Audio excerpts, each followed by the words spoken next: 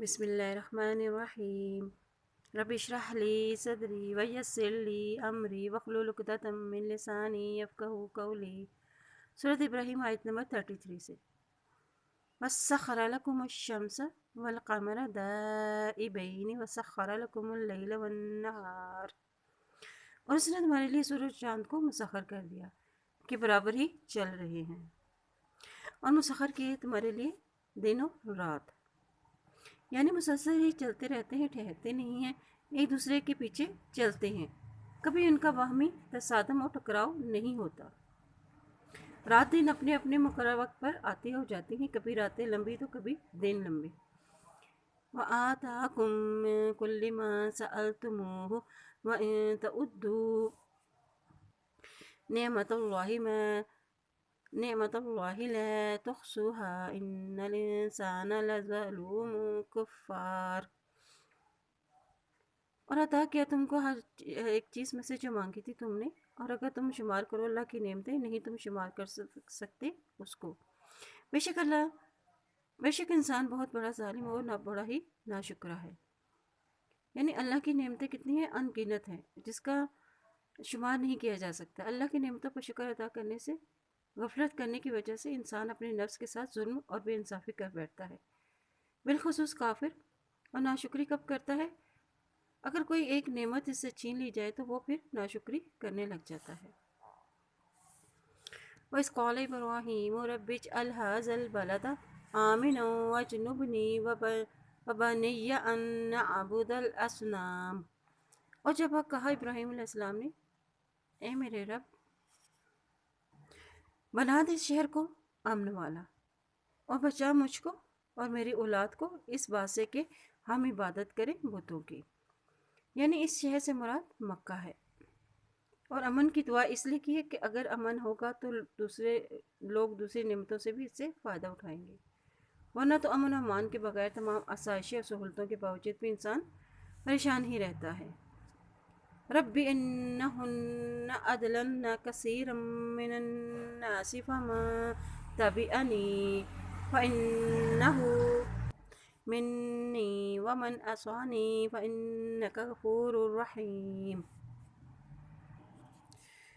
اے میرے رب، بے شک انہوں نے گمراہ کر دیا ہے بہتوں کو لوگوں میں سے، تو جو کوئی بھی پیروی کرے میری تو وہ بے شک مجھ سے ہے، اور جو کوئی نافرمانی کرے تو بے شک اللہ تو بخشنے والا اور مہربان ہے۔ یعنی اب یہ اس آیت میں شرک سے بچنے کی دعا بتائی گئی ہے۔ ربنا انی اسکنت من ذریتی بواد غیر ذی زرع عند بیتک المحرم ربنا لیقیموا الصلاة فاجعل افئدة من الناس تهوی الیہم وارزقہم من الثمرات لعلہم یشکرون۔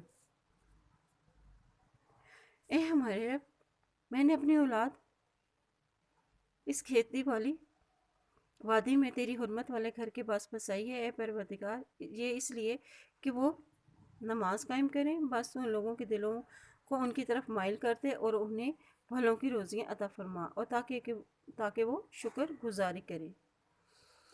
یعنی عبادت میں صرف نماز کا ہی ذکر کیا گیا ہے، جس سے نماز کی اہمیت واضح ہوتی ہے،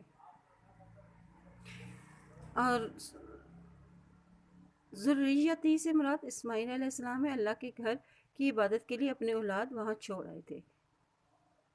من سے مراد مسلمان ہے۔ اگر حضرت ابراہیم افئدۃ الناسی لوگوں کے دل کہتے تو عیسائی و یہودی مجوسی اور دیگر تمام لوگ بھی مکہ پہنچتے، مگر من الناسی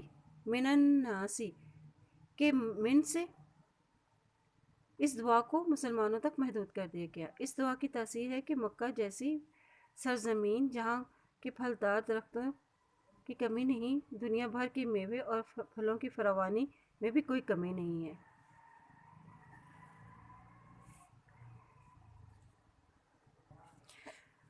ربنا انک تعلم ما نخفی وما نعلن وما یخفى علی اللہ من شیء فی الارض ولا فی السماء۔ اے ہمارے رب، تو خوب جانتا ہے جو ہم چھپائیں یا جو ظاہر کریں، زمین اور آسمان کی کوئی چیز بھی پوشیدہ نہیں ہے۔ یعنی اس شہر والوں کے لیے دعا کا اصل مقصد تیری رضا ہے اور تو ہر چیز کی حقیقت کو جانتا ہے۔ الحمدللہ الذی وہب لی علی الکبر اسماعیل و اسحاق ان ربی لسمیع الدعاء۔ اللہ کا شکر ہے جس نے مجھے اس بڑھاپے میں اسماعیل علیہ السلام اور اسحاق علیہ السلام عطا فرمائے، بے شک میرا رب البتہ سننے والا ہے دعاؤں کا۔ اللہ کے سامنے اپنے نیک اعمال کا وسیلہ بنایا جا سکتا ہے اور اللہ کی دی ہوئی نعمتوں پر اس کا شکر ادا کرے۔ رب اجعلنی، اے میرے رب بنا مجھے، مقیم الصلاۃ ومن ذریتی ربنا وتقبل دعاء، نماز کا پابند ہے میری اولاد کو بھی، اور اے میرے رب میری دعا قبول فرما۔ یعنی ساتھ ہی اپنی اولاد کے لیے بھی دعا کی ہے، جس سے معلوم ہوتا ہے کہ پیغمبروں کو اپنے گھر والوں کی ہدایت و دینی تعلیم و تربیت سے بھی غافل نہیں ہوتے۔ ربنا اغفر لی ولوالدی وللمؤمنین یوم یقوم الحساب، اے میرے رب مجھے اور میرے ماں باپ کو بھی بخش دے اور دیگر مومنوں کو بھی بخش دے جس دن حساب ہوں گے۔ یعنی حضرت ابراہیم نے یہ دعا اس وقت کی جب ان پر اپنے والد کا اللہ کا دشمن ہونا واضح نہیں ہوا تھا بھی۔ مشرکین کے لیے دعائیں مغفرت کرنا جائز نہیں، خواہ وہ قریب ہی کیوں نہ ہو۔ وَلَا تَحْسَبَنَّ اللَّهَ غَافِلًا عَمَّا يَعْمَلُ الظَّالِمُونَ إِنَّمَا يُؤَخِّرُهُمْ لِيَوْمٍ تشخص فيه الأبصار، اور نہ تم سمجھو اللہ کو غافل اس سے جو وہ تم عمل کرتے ہیں ظالم لوگ، بے شک وہ ڈھیل دے رہا ہے اس کو، ایک دن کے لیے پھیرے جائیں گے اس میں نگاہیں۔ یعنی قیامت کے ہوناکیوں کی وجہ سے اگر دنیا میں کسی کو زیادہ مہلت دے دی اور مرتے تب اس کا مواخذہ نہیں کیا گیا تو قیامت کے دن وہ اس سے نہ بچ سکیں گے۔ قیامت کے دن کا منظر ہے، کافروں کے لیے یہ اتنا ہولناک ہوگا کہ ان کی آنکھیں پھٹی کی پھٹی رہ جائیں گی۔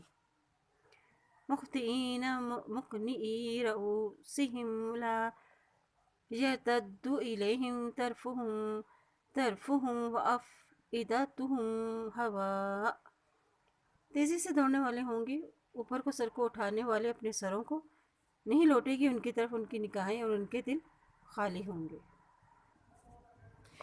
وَأَنذِرِ النَّاسَ يَوْمَ يَأْتِيهِمُ الْعَذَابُ فَيَقُولُ الَّذِينَ ظَلَمُوا رَبَّنَا أَخِّرْنَا إِلَىٰ أَجَلٍ قَرِيبٍ نُجِبْ دَعْوَتَكَ وَنَتَّبِعِ الرُّسُلَ أَوَلَمْ تَكُونُوا أَقْسَمْتُم مِّن قَبْلُ مَا لَكُم مِّن زَوَالٍ، خبردار کیجیے لوگوں کو جس دن آئے گا ان کے پاس عذاب، تو کہیں گے وہ لوگ جنہوں نے ظلم کیا، اے ہمارے رب مہلت دے ہم کو ایک مدت قریب تک، اور ہم جواب دیں گے تیری پکار کا اور ہم پیروی کریں گے رسول کی۔ ہم جواب دیں گے آپ کی پکار کو اور ہم پیروی کریں گے رسول کی۔ کیا نہیں تم قسمیں کھاتے تھے اس سے پہلے، نہیں تمہارے لیے کوئی زوال، یعنی دنیا میں تم قسمیں کھا کھا کے کہا کرتے تھے کہ کوئی حساب کتاب نہیں ہوگا اور کوئی جنت و دوزخ نہیں ہے اور دوبارہ کیسے اٹھائے جائیں گے۔ وَسَكَنْتُمْ فِي مَسَاكِنِ الَّذِينَ ظَلَمُوا أَنفُسَهُمْ وَتَبَيَّنَ لَكُمْ كَيْفَ فَعَلْنَا بِهِمْ وَضَرَبْنَا لَكُمُ الْأَمْثَالَ، اور ٹھہرے رہے تم گھروں میں ان لوگوں کے جنہوں نے ظلم کیا اور اپنی جانوں پر، اور واضح ہو گیا تمہارے لیے کس طرح سلوک کیا ہم نے ان کے ساتھ، اور بیان کر دی ہم نے تمہارے لیے مثالیں، یعنی عبرت کے لیے ہم نے تو ان پچھلی قوموں کے واقعات بیان کر دیے جن کے گھروں میں اب تم آباد ہو، اور ان کے کھنڈرات بھی تمہیں دعوت غور و فکر دے رہے ہیں۔ اگر تم ان سے عبرت نہ پکڑو گے اور ان کے انجام سے بچنے کی فکر نہ کرو گے تو تمہاری مرضی، پھر تم بھی اسی انجام کے لیے تیار ہو۔ وَقَدْ مَكَرُوا مَكْرَهُمْ وَعِندَ اللَّهِ مَكْرُهُمْ وَإِن كَانَ مَكْرُهُمْ لِتَزُولَ مِنْهُ الْجِبَالُ، اور تحقیق انہوں نے چالیں چلی اپنی چالیں، اور اللہ کے پاس ہے اس کی چال، اور اگرچہ تھی ان کی چال کہ ٹل جائے اس سے پہاڑ۔ فَلَا تَحْسَبَنَّ اللَّهَ مُخْلِفَ وَعْدِهِ رُسُلَهُ إِنَّ اللَّهَ عَزِيزٌ ذُو انتقام، تو نہ تم سمجھو اللہ کو خلاف کرنے والا ہے اپنے وعدے کو اپنے رسولوں سے، بے شک اللہ تعالیٰ زبردست انتقام لینے والا ہے۔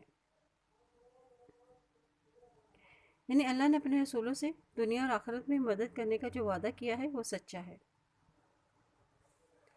یوم تبدل الارض غیر الارض والسماوات وبرزوا للہ، اور جس دن یہ بدل دی جائے گی زمین سوائے اس زمین کے، اور آسمان بے نقاب ہو جائیں گے اللہ کے لیے۔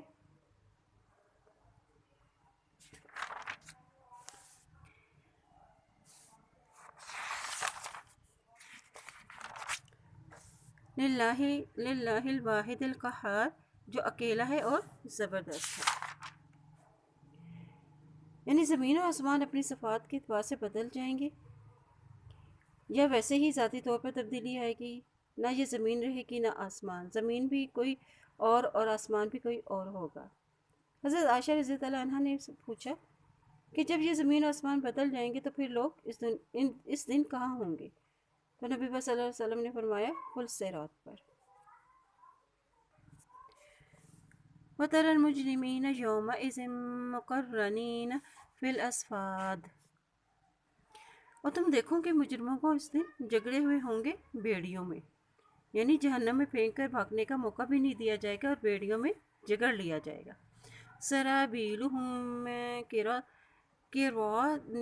وَتَغْشَى وُجُوهَهُمُ النَّارُ، لباس ان کے تارکول کے ہوں گے اور ڈھانپے ہوئے ہوں گے ان کے چہروں کو آگ، یعنی ان کے لباس گندک کے ہوں گے جو آگ سے فوراً ہی بھڑک اٹھتی ہے، علاوہ ازیں آگ کے ان کے چہروں کو بھی ڈھانکا ہوا ہوگا۔